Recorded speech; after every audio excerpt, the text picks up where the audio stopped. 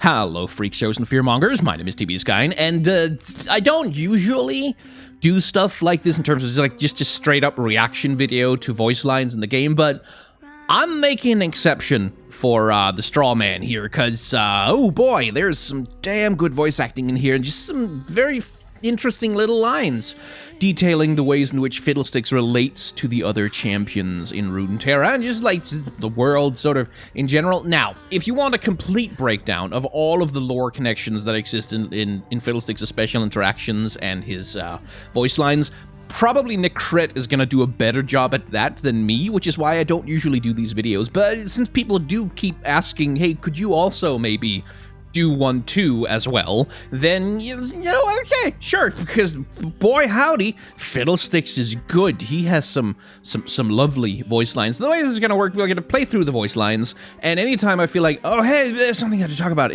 I'll pause and jump in. But other than that, we're just kind of straight up going to watch a Skin Spotlights video. But by the way, thanks very much to Declan over at Skin Spotlights for being such a good sport about other YouTubers blatantly using the stuff he puts on the internet. He's very kind about that. And if you hear any drilling in the background, which you might do, it's because, I don't know, something's happening in the goddamn apartment next door, and it's very loud, and it means I can't sleep in the mornings, so I'm a little grumpy about that. But I'm not grumpy about the excellent voice work on Fiddlesticks.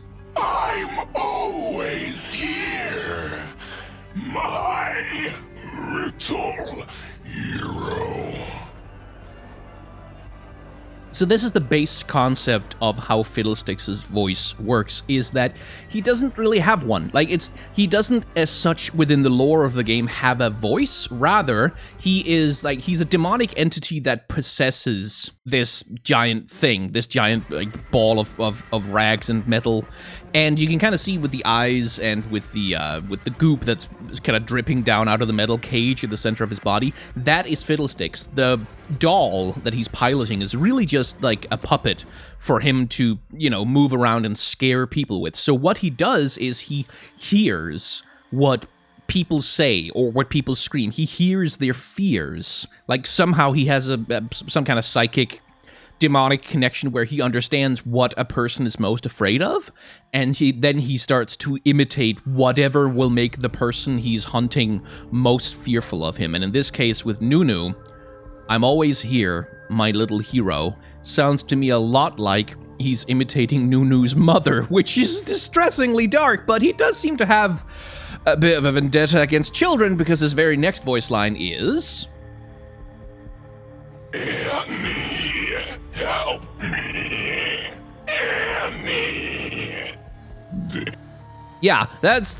He has another one targeting Annie specifically, which is so dark. Like, they're children! Even if she's a powerful fire mage. And specifically, they're targeting Annie's trauma of being, like, having watched her family, her father die in a fire in a house, and seeing her sister dragged down a stream and drown after Annie couldn't save her. Like, there's some dark shit in Annie's past, and Fiddlesticks doesn't seem to care one whit about exploiting that. He just happily does that.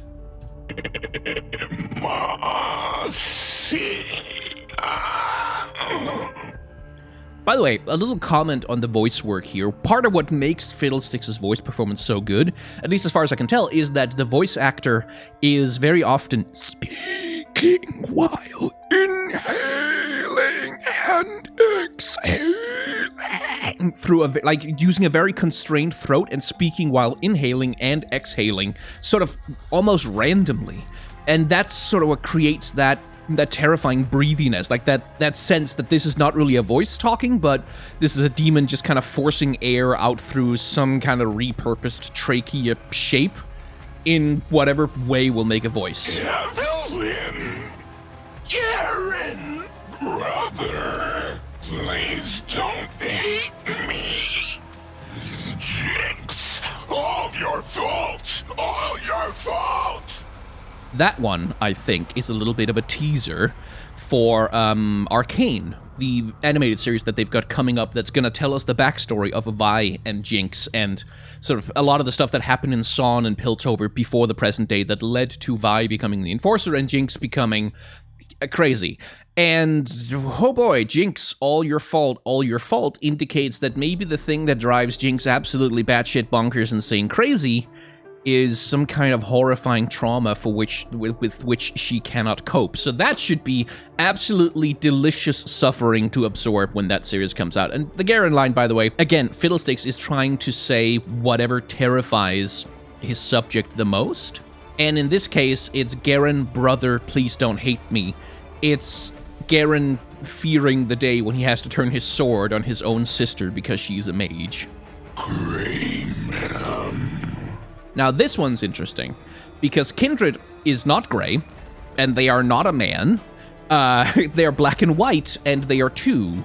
So, gray man, the only thing that Kindred fears, and this is something I think they've been teasing somewhere in the lore, that there is a something somewhere out there that is sort of, if Kindred is sort of the spirit of death, as it were, so to a certain extent, then there is an entity that is also immune to them, or who is the death of Kindred themselves, like the thing that can end them, something that apparently Kindred is possibly afraid of, which is a fascinating idea to explore. Little light.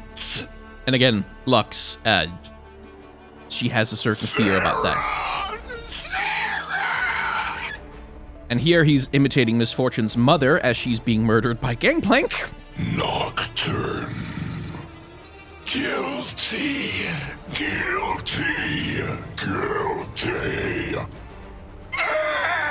Stars. Realm. So, here's an interesting one. When he meets other demons, like Evelyn, or, let's see, where's Evelyn? She's somewhere. Anyway, when he meets people like Evelyn, like Nocturne, like Tom Kench, what he does is he responds by saying their name. He says, Evelyn! And Tom Kench, so on. When he meets Swain, he's encountering a demon as well. This would be the name of the demon with whom Swain has made some kind of a pact, or who he tricked or enslaved, or whatever the hell it was that Swain did in order to acquire his power. The demon Raum, which I believe is actually a demon that exists in stuff like folklore. I could actually Google that right now. Yeah, in demonology, Raum is a great earl of hell, ruling 30 legions of demons. He is depicted as a crow, which adopts human form at the request of the conjurer. So that's very much like a direct reference to real life, with very large air quotes, demonology. Venice, don't hurt her.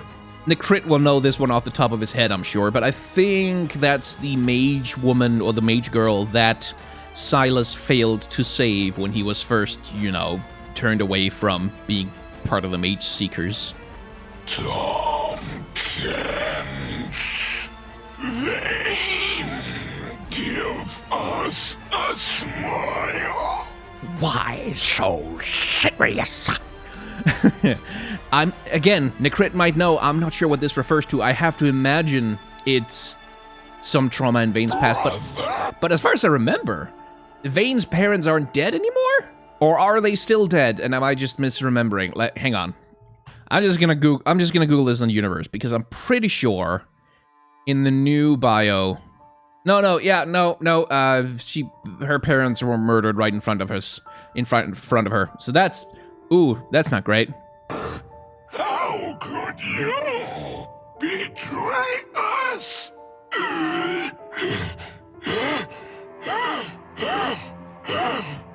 It's hunting us. It knows what we're afraid of.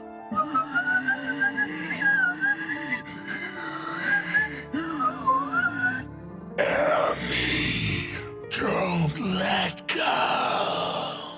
Yeah, there's that other voice line targeting Annie specifically. So his move lines are basically him imitating stuff that he has heard from his victims. It's hunting us, it knows what we're afraid of, is what someone probably screamed in the distance as Fiddlesticks was pursuing them. And here he's literally mimicking Annie's dead sister who begged her not to let go of her while Annie was trying to pull her out of a raging stream that would ultimately drown her. Annie couldn't, and it wasn't her fault, but this sure does tell us that this is something that haunts that little girl.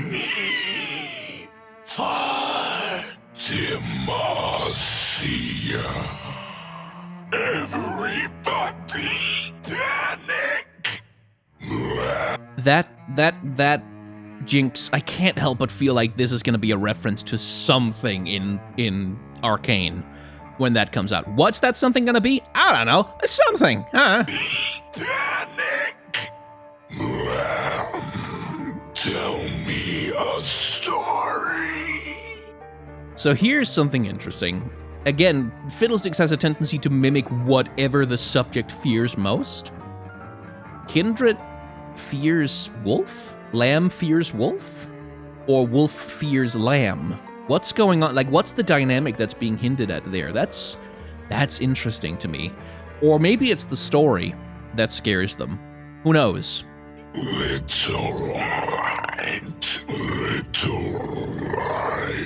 Again, the Silas connection is obvious. Sarah, hide. And again, mimicking poor Misfortune's parents at her after killing her. Nightmares. Willump, I'll save you.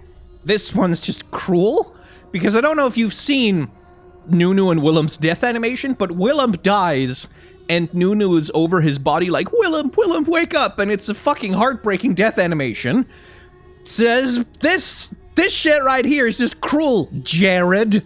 Yeah, Jared, I'm talking to you, Jared. This is your doing.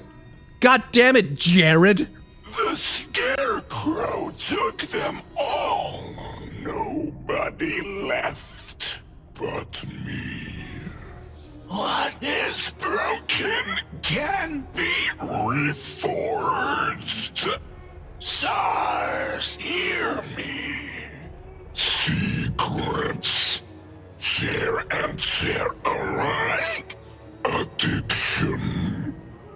The dark should fear me. Here he's mimicking Vane herself, basically mocking her. Follow the wind. But yeah, he likes to mimic his victims. Just a story. So afraid. It's still out there. You're not real. Fiddle. Sticks. Afraid. Fear. But I think we've gone out of most of the special interactions at this point. Ah, there it is. High above the rotten rose cloth and metal teeth and crows. So this is much like the champion theme for Fiddlesticks, which has probably been playing in the background of this video once I edited it in. This seems like a children's rhyme, basically like an old warning about what to do when you encounter Fiddlesticks, or perhaps a warning not to encounter him at all. High above the wooden rose, cloth and metal teeth and crows. Like that kind of children's rhyme, you know, the kind of stuff that they'll sing while playing hopskip without really knowing the horror of which they sing. Fiddlesticks, end of men. Fiddlesticks, first of 10. Fiddlesticks, end of men. Fiddlesticks, first of 10. Again, first of 10, you say? Interesting. So my take on this is the implication is that there are 10 demons in Runeterra. of which Fiddlesticks is by far the oldest, which was confirmed with his bio that came out just today, that Fiddlesticks is older than all other demons in Runeterra. He's older almost than time itself, because Fiddlesticks came into existence the moment the universe did. He was, at least if I remember the bio right, sort of, basically he's the primal scream of the universe as it is brought into existence. He's the nature of terror and fear itself, to a certain extent, and he goes into hibernations that can last thousands of years, depending on the situation that the world is in, and then something wakes him up, and then he comes back. So first of 10, I believe, is a reference to the fact that Fiddlesticks is the oldest of all the demons, and also the one who's the most primitive of all the demons. That's the other thing that I think is really clever about his lore, but we'll talk about that in the What's the Deal video, is that Fiddlesticks is the oldest demon, but he's also the one that understands humanity the least, as evidenced by the fact that, unlike other demons, he doesn't really take on a form that's palatable to humans. Unlike Evelyn, who seduces them, and Tom Kench, who, tempts them, and Nocturne, who dives into their dreams, he's just, he just puts together rags and whatever he can find into a puppet body that he can drag around and kill people. He doesn't understand them because he's the oldest one. He's the most primitive. Like a caveman who's been frozen in time and unfreezes every once in a while. That's basically him, I think. Through the field, down the lane, voices never heard again. Once upon a time, they haven't come back from the fields. It's been 3 days. I'm coming to help. Where are you? I can't see you. I can't see you. Fiddlesticks is just a fable. A story to scare children.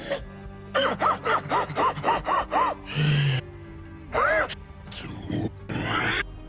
reap and sow fear. Okay, I think that was about... Yeah, most of his voice lines from here. Someone there. It's just him basically mimicking his victims. I don't think there's any more special interactions in here, except just a bunch of stuff that's just really wonderfully creepy and kind of frightening. So there's one last thing I want to talk about. First of all, hello, little girl. Not afraid of clowns, are you? Fiddlesticks' surprise party skin has a unique set of voice lines, and they're fucking amazing, all of them, because he's basically like a murder clown. Nice key you got there, Twilight. Didn't steal it from someone dangerous, did you? That line is a little bit of lore being snuck into one of the skins. Very mean of you, Riot. Fiddlesticks has keys hanging around his neck, if you take a look at his splash art. Those keys remain identical to the key that is hanging off Zoe's belt. And so the implication here is that Zoe managed to steal one of the keys from Fiddlesticks because, of course, she is a trickster god, or god-like creature. And so I don't know what that means, specifically in terms of lore implications, except that there is a lore connection, apparently, between Zoe and Fiddlesticks, and that those keys have some kind of importance beyond just being an accessory that Fiddlesticks carries around. The question I have is, what do those keys unlock? And what is Zoe planning to do with the one that she has in her possession? Interesting questions that will have to be answered later. Anyway, that was just a bunch of reactions to Fiddlesticks' amazing voice lines. And if you like that, like button? I don't know. Click it. Subscribe. You can do the things.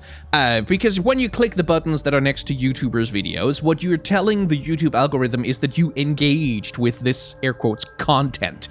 And that means that the YouTube algorithm shows those videos to more people, which we greatly appreciate that, because we don't like making videos and then not having people see them. And also, you know, this is how I pay a lot of my rent these days, so very helpful if you want to help out like that, or indeed other YouTubers who you follow. Like, comment, subscribe, hit the bell icon, all of that stuff is tracked by YouTube, so that's why we keep telling you to do it, because it genuinely helps. I have a Patreon, I have a merchandise store, I have a tip jar. You can avail yourself of any of those if you want to, or none of them. That is also completely fine. And if you don't want to support me directly with, like, direct contributions of whatever kind, that's completely okay. I completely understand that, especially in these times. But I do try at the end of my videos to encourage people, generally speaking, to support the content that they love directly with anything that they can, whenever they can. Because for YouTubers especially, that $1 donation can be the same as thousands of views on a video. It makes a huge amount of difference, like completely disproportional to what you might think that it is. So even if it doesn't feel like very much, if there is an online content creator whose work you enjoy, please consider supporting them directly with anything you can, whenever you can, because it makes a huge difference you don't even know, especially. And again, I don't want to bring too much business talk into this, but with the outbreak of coronavirus in the world and the financial markets taking a dive, content creators are expecting that advertisers will start to pull their advertising from online content because they expect people to not spend very much money on consumer goods anymore, which means our ad rates go down, which means we need even more views to just sustain the base level of income that we have. So online content creators are going to be depending a lot more on direct contributions in the near future. So if there is an online content creator whose work you enjoy, please consider supporting them directly because this stuff really genuinely matters. Other than that, I just want to thank you very much for watching my video, and please do remember to wash your hands.